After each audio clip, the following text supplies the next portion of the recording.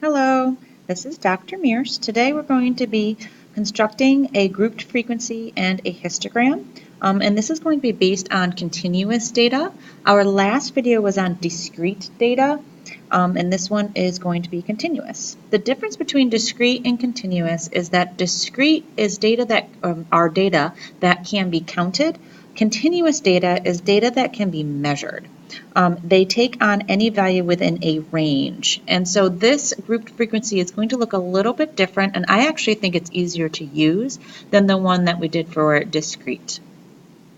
So here's our example. My mom thought I was talking on the phone for too long.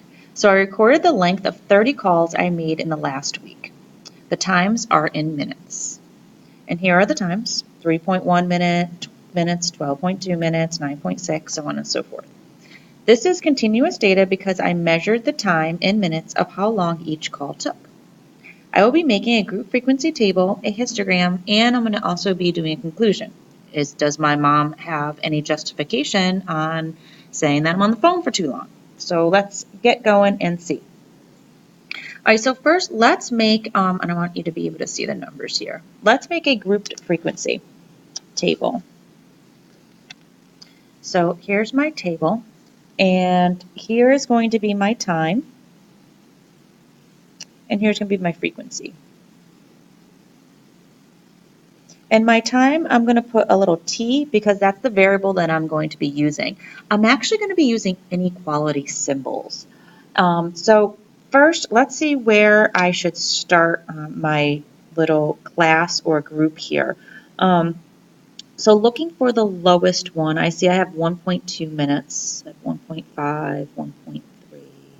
I think so 1.2 probably is going to be my lowest. So I could start at 1. I'm thinking of starting at 0 though. I think I might start at 0. And where is my highest? My highest is going to be, let's see, at 35. Felt like at at 28. Okay, so I'm going to go from 0 to 40. Now you can pick where you want to start and where you want to end.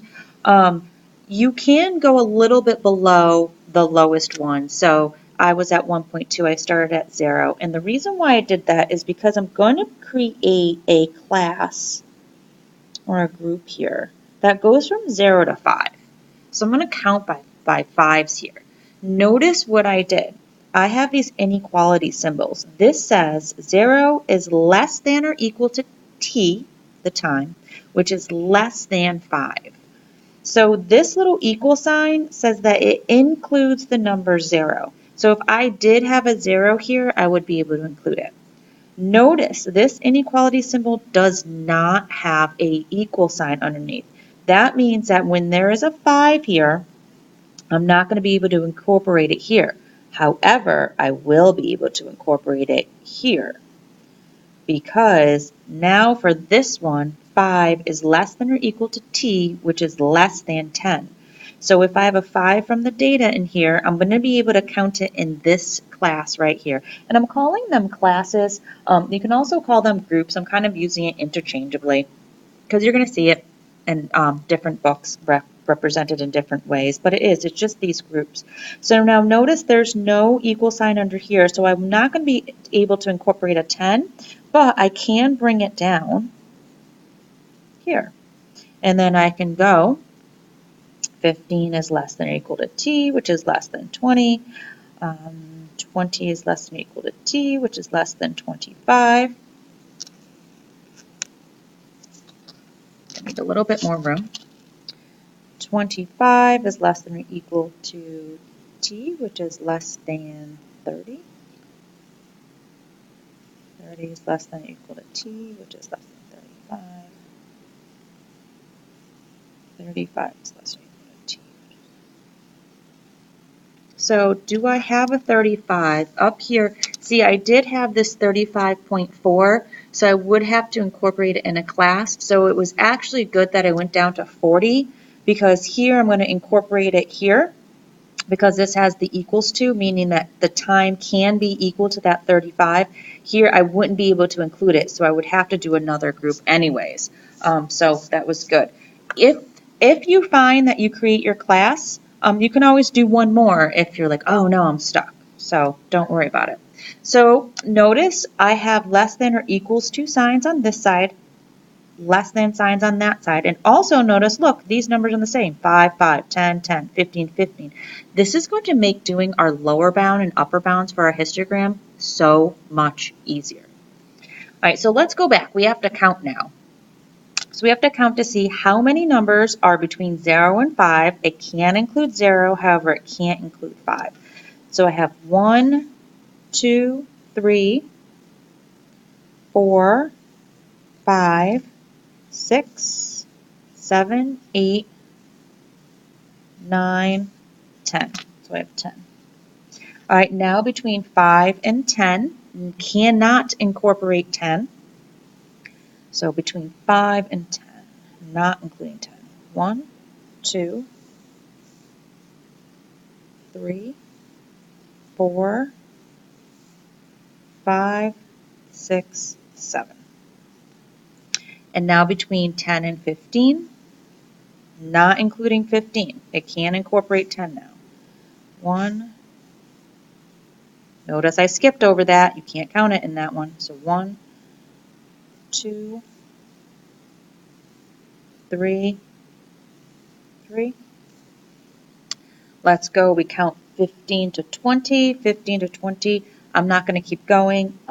I did this previously, so we have 4 in that group. 2, 2, 1, 1. And if you add this data up, it should be 30. So if you count, there should be 30. So what this means is there are 10 different times between 0 and 5, not including 5. There are 7 different phone call lengths between 5, including 5 minutes, to 10, not including 10. There's 3 different phone calls, 4 different phone calls, 2 different phone calls, and look, there is one phone call that ranged between 35 to 40 minutes, not including 40. So that's how you read it, which is really nice. Now, to do the upper and lower boundaries, because we're going to make a histogram, and I'm just going to do a small histogram over here, and this is going to be my time, T, and this is going to be my frequency. And I'm going to just go 1 to 10.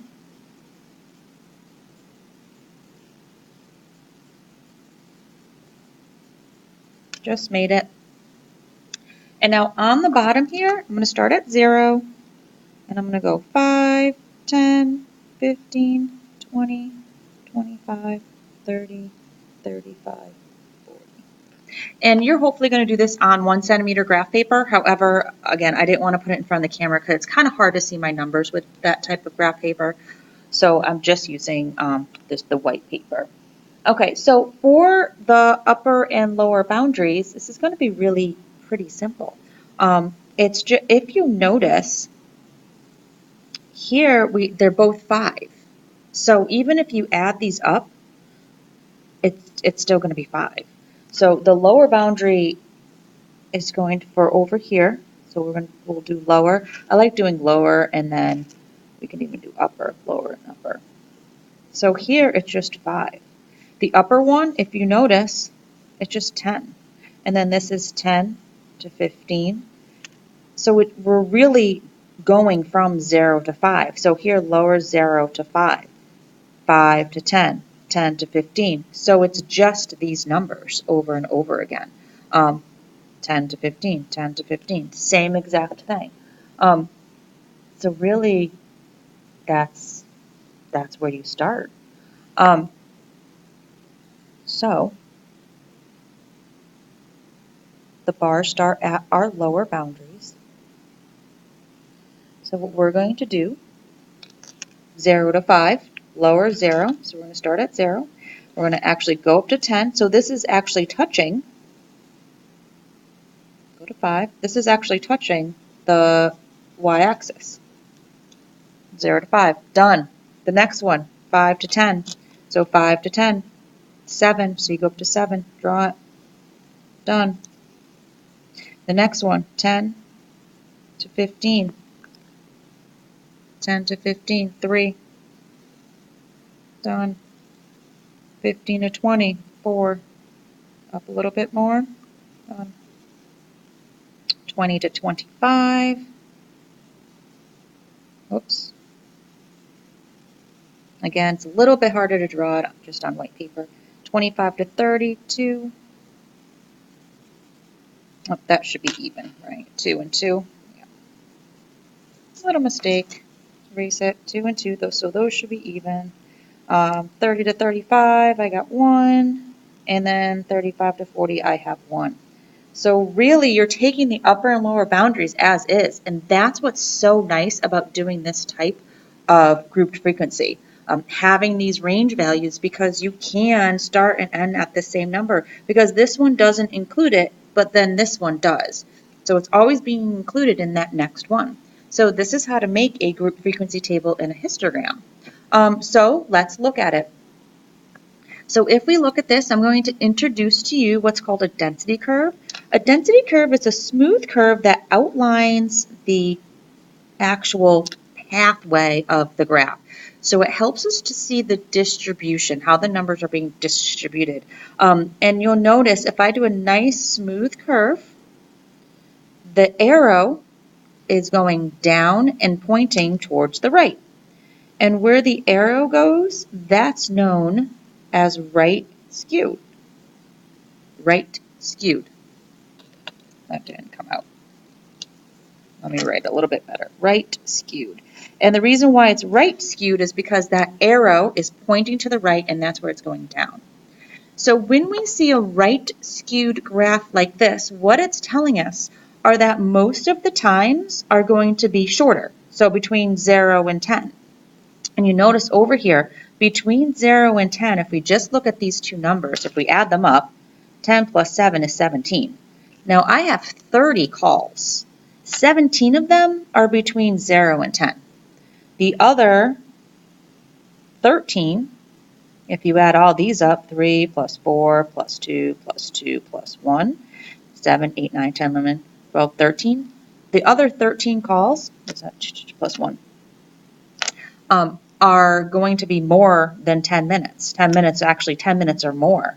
So 17 of them are below 10 minutes. So I'm thinking that my mom really doesn't have any justification for saying that I'm on the phone very long, unless she thinks a 9-minute phone call is a long time. So that's kind of where the discrepancy come in. Is 9 minutes long or is it not? I would tend to think 40 minutes would be a very long phone call. So I don't think she has any justification. So my conclusion would be, based upon the skewness of my graph, most of my phone calls are under 10 minutes, with 17 of them being under 10 minutes. So based on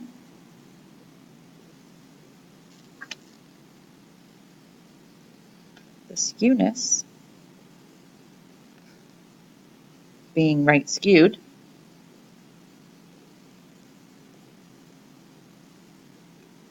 most of my calls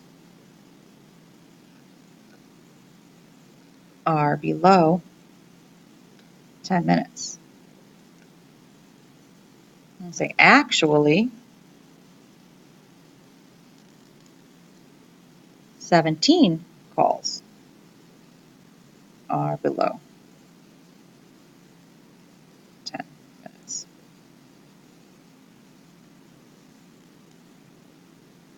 So my mom